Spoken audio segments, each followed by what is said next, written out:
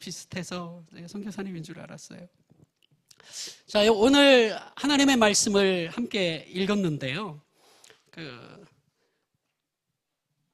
사도행전 2장은 성령 받는 사건이거든요. 성령을 받고 죄 사함 받고 구원받은 하나님의 사람들의 모습, 창세기 3장의 죄인이 되고 난 이후 하나님께서 성도를 만드시고자 예언하시고 실행하시고 실질적으로 예수님 보내주시고 예수님의 십자가 사역으로 완성하여 주시고, 그리고 드디어 성도가 탄생한 거예요. 예수 믿고 성령 받은, 죄 사함 받은, 구원받은 하나님의 사람들, 성도의 모습, 창세기 3장부터 지금에 이르기까지 하나님이 그토록 만드시고자 했던, 고대했던 사람들이 드디어 탄생을 한 거예요. 그렇게 하나님이 정말 만들고자 했던 성도들이 딱 탄생하자마자 그 성도들의 모습이 보여지는데 너무 아름다운 거예요. 서로 사랑하고 서로 교제하고 서로 떡을 떼고 서로 마음을 같이 하고 서로 위하여 기도하고 너무 행복한 자들의 모습이 딱 보여지더라. 정말 우리 하나님이 만들고자 원하셨던 성도의 모습이 그런 모습이었어요. 여러분 기억하는지 모르지만 창세기 3장을 보세요. 아담이 두려워하여 숨었잖아요. 두려움에 사로잡힌 이미지 너무 다르잖아요. 창세기 3장은 두려움에 사로잡힌 이미지예요. 너무 사랑했던 사람, 내 뼈 중에 뼈, 살 중에 살이라고 고백했던 자기 아내를 향해서 하나님이 주신 이 여자, 이렇게 하면서 책임을 전가해버리는 그런 모습과는 전혀 다른, 자기 동생을 죽이잖아요. 돌로 쳐서. 가인과 아벨이. 죄인의 모습은 그렇거든요. 두려워하고 책임을 전가하고 죽이고 미워하고. 전혀 다른 여기서의 그 베드로의 삶을 보세요. 막 담대하게 예수 믿고 구원받고 성령을 받으라 외치기 시작했고요. 두려워하는 모습이 전혀 없어요. 서로 떡을 떼고 서로 사랑하고 서로 교제하고 너무 멋진 아름다운 모습. 천지 차이잖아요. 여러분, 어떻게 하여서 이런 놀라운 삶의 변화가 이루어졌을까? 우리 주님이 그토록 만드시고자 하셨던 성도의 모습, 그들은 어떻게 하여서 하나님이 원하시는 그 그림대로 아름다운 삶을 살 수 있었을까? 오늘 여러분과 함께 42절에서 47절을 읽었는데요. 거기에서 여러분이 생각하기에 가장 중요한 말씀을 뭘로 잡고 싶으세요? 오늘 처음 읽으셔서 뭔지 잘 모르실 것 같아 제가 말해드릴게요.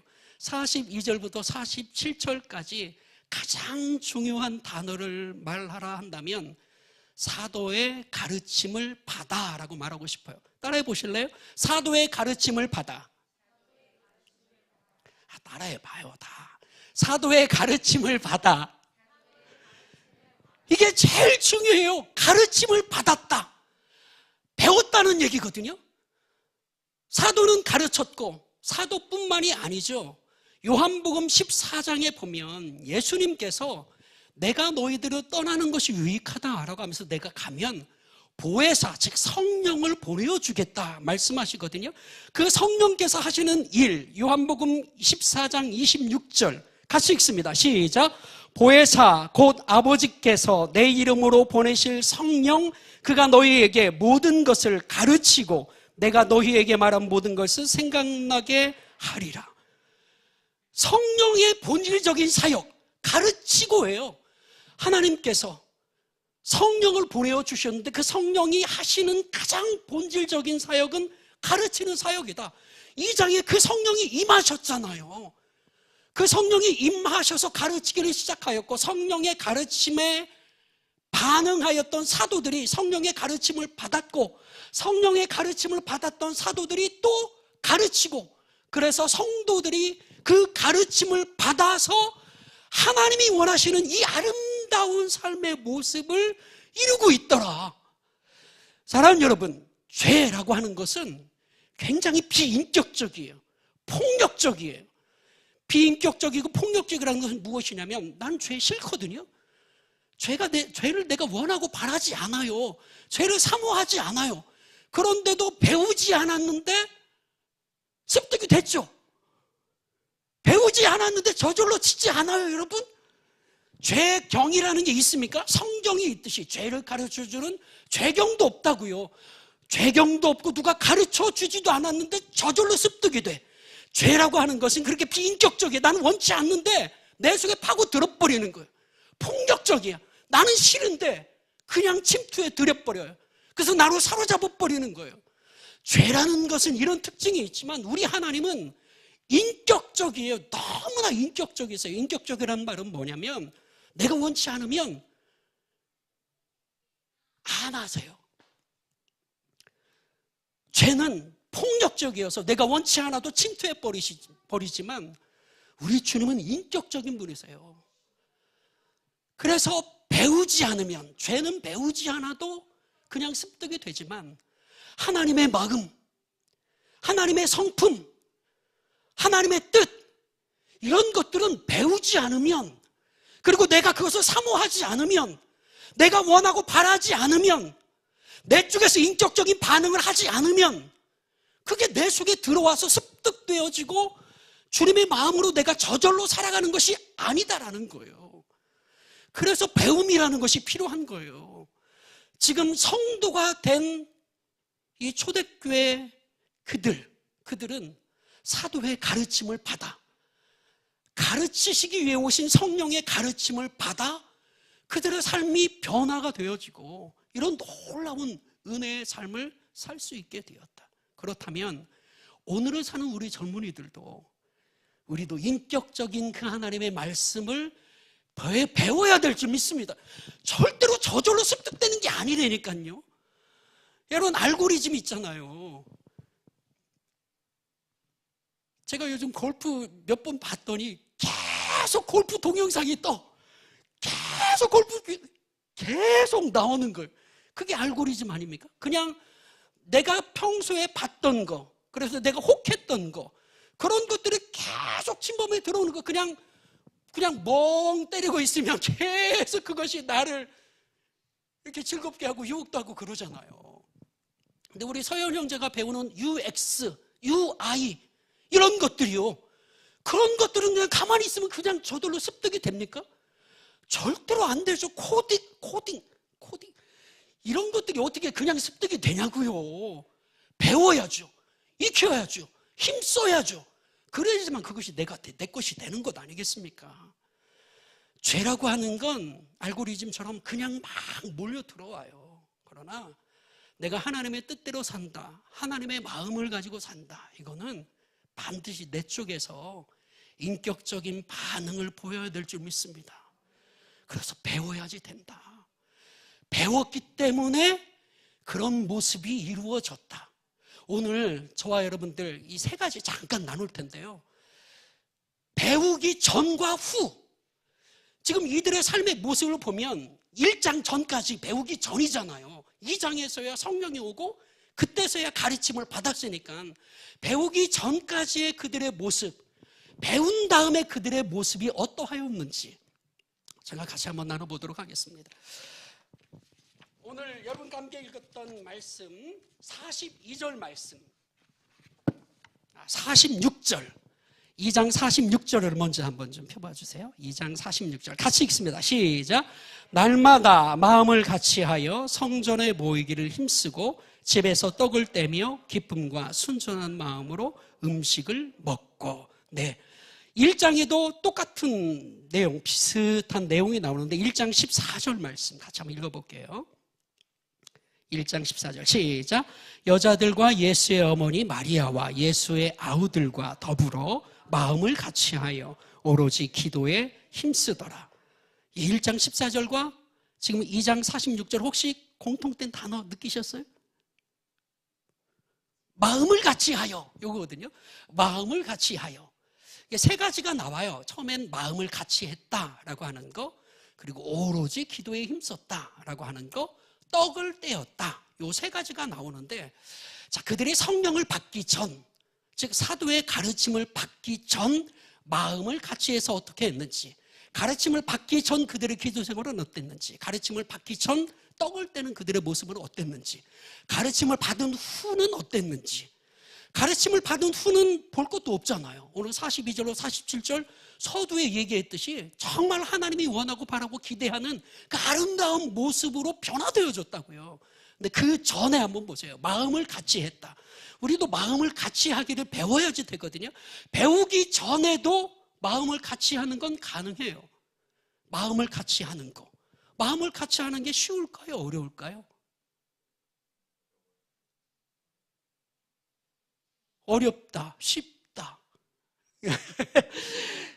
여러분, 목적만 같으면 마음 같이 하기 쉽거든요.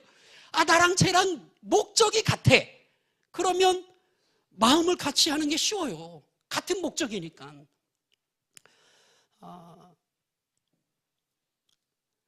예수님의 제자들의 모습 잠깐 한번 떠올려 보세요. 그들의 성령 받기 전 예수님의 제자들, 특별히 부활하신 예수님을 만나고 난 이후에도 부활하신 예수님 만났으면 내가 너로 사람 낚는 어부가 되게 할 거야. 그러면 복음 전도하는 그들의 모습이 있어야 되잖아요. 근데 전혀 그러지 않고 부활하신 예수님을 만났음에도 불구하고 야, 우리 물고기 잡으러 가자. 베드로가 그런 거예요. 야, 우리 물고기 잡으러 가자. 아이고, 부활하신 예수님 만났지만 그래도 입에 풀칠은 하고 살아야 될 거 아니야. 먹고 살기 힘들다. 그리고 그 예수님이 뭐 계속 나타나셔서 날 붙잡고 도와주는 것도 아니고 가끔씩 나타나는데 그 예수 어떻게 믿고 따르냐. 우리 물고기 잡으러 가자. 그러니까 여러 명이 함께 갔어요. 마음을 같이 한 거죠. 똑같은 마음인 거야. 똑같은 목적인 거야. 아, 그 예수 우리가 믿고 바라고 했더니 실제로 죽었어. 근데 부활하셨어. 근데 계속 나타나서 우리와 함께 하는 것도 아니야. 그러니까 안 되겠어. 그냥 우리 물고기나 잡으러 가자. 그러니까 갈릴리 사람들이 다 따라간 거예요. 마음을 같이 했죠. 전부 다 마음을 같이 한 거예요. 마음을 같이 하는 것이 그렇게 어렵지 않아요. 목적이 같으면. 여기에서 누구 하나 왕따 시키는 거, 누가 별로 마음에 안 들어. 그래서 왕따 시키자. 목적이 같으면 금방 또 누구 하나 왕따 뜰걸요. 목적이 같으면 한 마음이 되어지는 것. 그러니까 지금 마음을 같이 했다라고 하는 그 단어는요, 하나님의 마음으로 그들이 하나가 되었다, 그런 뜻이에요. 어떤 하나의 목적을 세우고 그 목적에 같은 목적을 가졌다, 그런 부분이 아니라 실제로 인간은 이기적인 부분이라 같은 목적을 세웠다 그러면 다 그냥 그들만의 이익을 위해서 이익 집단이 되어서 이렇게 살아가는 거거든요. 근데 실제로 지금 하나님의 성령이 오셔서 그들에게 가르쳤잖아요. 그리고 사도의 가르침을 받은 거잖아요. 그렇다면 뭘 가르침을 받았냐면 하나님의 마음을 가르침 받은 거예요. 그래서 마음을 같이 한다, 즉 하나가 된다. 그러면 그것은 목적으로 하나 된다는 것이 아니라 하나님의 마음으로 하나가 된다는 거예요. 하나님의 마음이어야지만 하나가 될 수 있는 거예요. 진짜 하나님이 원하고 바라시는 것은 하나님의 마음으로 하나가 되라, 이거였거든요. 예수님께서 요한복음 17장에 아버지와 내가 하나인 것처럼 저들도 하나가 되게 해주세요라고 기도하는 장면이 있는데요, 예수님과 하나님은 언제나 같은 마음, 같은 목적, 같은 뜻, 같은 성품을 지니신 분이세요. 그래서 삼위일체라고 그러시잖아요. 같은 마음인 거예요. 예수님과 하나님이 같은 마음이듯이 그들로 같은 마음, 즉 하나님의 마음으로 하나가 되게 해주십시오. 여러분, 목적이 같아가지고 조별 과제를 하잖아요. 조별 과제 하는데 마음이 다 다르지 않아요? 그냥 처음은 같이 하지만 아유, 나는 정말 잘해가지고 A 맞아야지, 아니면 나는 그냥 대충 묻어가야지, 뭐 이렇게 어떻게 같이 하긴 하지만 그대로 속마음을 들여다보면 또 같이 같은 마음이 아니야. 그러니까 그런 것들로는 같은 마음이 될 수가 없는 거예요. 주님이 정말 우리들에게 기대하는 것은 하나님의 마음으로 같이 하자는 거예요. 하나님의 마음으로 우리를 사랑하시는 그 하나님의 마음이어야지만 우리 모두가 한 마음이 될 수 있는 줄 믿습니다. 그걸 가르친 거예요. 성령께서 오셔서 그걸 가르친 거예요. 하나님의 마음이 어떠한지, 하나님이 우리를 얼마나 사랑하시는지, 그분이 얼마나 사랑하셨는지 하나님이신 예수님이 친히 오셔서 십자가에 못 박혀 죽으시고 부활하실 정도로 그만큼 우리를 사랑하셨다라고 하는 그 하나님의 마음을 증거해 준 거예요. 그래야지만 그 하나님의 마음으로 우리가 하나가 될 수 있는 것입니다. 기도도 마찬가지예요.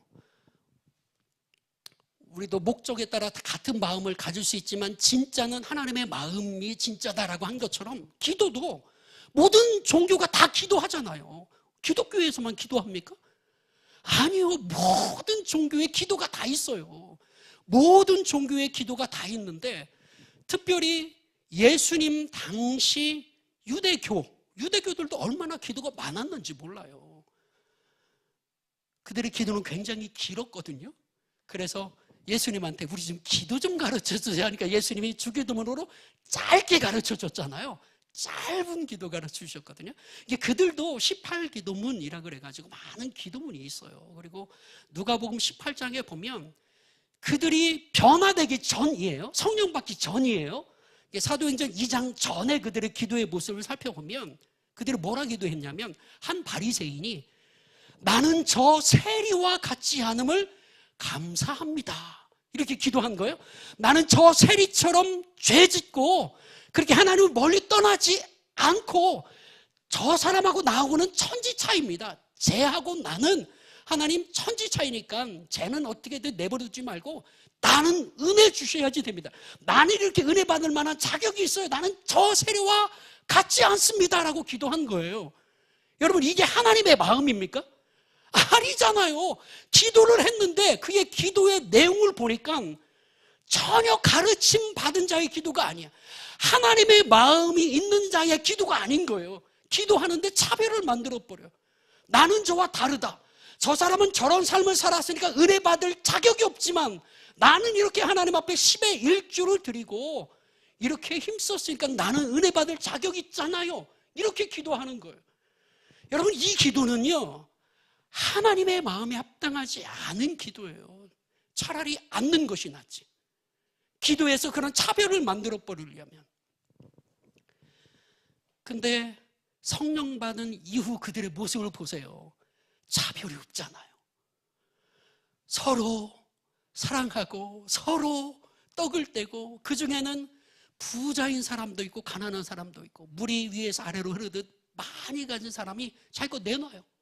그래서 가지지 못한 사람과 함께 유무상통, 있는 사람이 내놓고 없는 사람이 그것을 함께 나누어 쓰는, 여기에 차별이 전혀 없잖아요. 너는 없으니까 너는 은혜 받지 못해 이런 것이 아니라 차라리 자기의 것을 내놓으면서 다 같이 하나 되어지는 모습. 기도를 가르침받고 성령의 가르침을 받고 사도의 가르침을 받고 난 다음에 삶을 보니까 이전과는 너무 다른 거예요. 이전과 너무 다르게 하나님께서 그렇게 역사하여 주시더라. 사랑하는 여러분, 우리도 가르침을 받아야 될 줄 믿습니다. 가르침 받기 전에 그들이 떡을 떼었거든요. 떡을 떼었다라고 하는 것은 서로 식사를 같이 했다, 서로 교제했다, 그런 의미예요. 성령 받기 전, 사도행전 2장 전 그들도 떡을 뗐어요. 예수님하고 함께 떡을 뗐어요. 그것도 요한복음에 보면, 또 사복음서 거의 대부분 다 나와요. 예수님 잡히시기 전날 밤, 그때 예수님이 떡을 떼어주면서 내 몸이다, 먹으라, 너희를 위해 흘리는 내 피다, 마시라 하시면서 함께 떡을 떼는 장면이 있거든요. 가만히 생각해 보세요. 예수님이 떡 주면서 너희 중 하나가 나 팔 거야 그랬거든요. 그러니까 서로 의심의 눈초리로 쳐다보는 거야. 떡을 먹으면서 서로 누구야? 누가? 나는 아니지요. 나는 아니지요. 서로 자기는 아니라고. 함께 사랑의 떡을 먹고 있는데 그 떡 먹는 자의 모습이 서로 의심하라. 그리고 그 떡 먹으면서 어떤 이는 예수를 팔 생각을 먹었고 그 생각에 사로잡혀서 떡 먹다가 밖에 뛰쳐나가갖고 예수님 팔잖아요. 그게 가룟 유다 아니었습니까? 떡을 떼면서. 떡이라는 것은 예수님께서 우리를 위하여 주시는 당신의 몸, 우리를 위한 희생. 이게 내가 내 스스로의 힘과 능력으로 절대로 은혜 받지 못하기 때문에 하나님이신 예수님이 친히 우리를 위해서 당신의 생명을 내어주시면서 그 하나님의 사랑으로 말미암아 자격이 있어서가 아니라 나는 절대로 내 힘으로 자격 없는 그런 존재인데 그런 나를 사랑하셔서 하나님의 무조건적인 은혜로 당신의 생명까지 내어주시면서 떡을 주시고 있는데, 그런데 어떻게 서로를 향해 의심할 수 있고 서로를 향해서 누군가를 팔려고 그러고 저 사람이 혹시 예수 팔려는 사람 아니야? 이런 의심이 어떻게 들 수 있겠느냐 말입니다. 가르침을 받기 전에 그들은 그런 모습이었습니다. 그러나 성령을 받고 가르침을 받은 이후에 그들의 모습은 서로 떡을 떼어주고 서로 교제하고 서로 사랑하고 서로 위하여 기도하는 아름다운 모습으로 바뀌어져 있더라. 이것을 위해선 가르침을 받아, 할렐루야, 가르침을 받아야 될 줄 믿습니다. 왜 이걸 해야지 되는 건지, 정말 하나님께서 뭐라고 말씀하여 주시는지 하나님의 말씀으로 가르침을 받아서 마음도 함께 해야지 되고, 가르침을 받아서 기도도 해야지 되고, 가르침을 받아서 떡을 떼는 교제의 모습도 있어야 될 줄 믿습니다. 하나님이 그토록 만드시고자 원하셨던 성도의 모습, 그 모습이 우리 직전 지구촌의 젊은이들의 모습이 될 수 있도록 우리도 비인격적인 죄성이 아니라 인격적인 그 하나님의 말씀을 배우고 그 하나님의 말씀을 내 발등 삼고 우리의 삶을 비춰주시는 그 하나님의 말씀 힘입고, 그래서 그 하나님의 말씀으로 삶을 살아갈 수 있는, 정말 주님이 만들고 기대하길 원하셨던 그런 성도의 아름다운 모습이 있기를 예수님의 이름으로 축복합니다. 수련회 가기 전 우리 거기에서 또 뜨겁게 기도하고 또 말씀도 나누고 또 교제도 하고 그렇게 될 거예요. 그 전까지 하나님의 말씀을 내가 인격적으로 좀 반응해야지 되겠다라고 하는 작은 마음으로라도 성경을 조금씩 한번 읽어보고 5분만이라도 성경 한 장만이라도 하나님의 말씀을 한번 읽어보면서 주의 은혜를 사모할 수 있는 우리 모두가 될 수 있기를 예수님의 이름으로 축복합니다. 이 시간 우리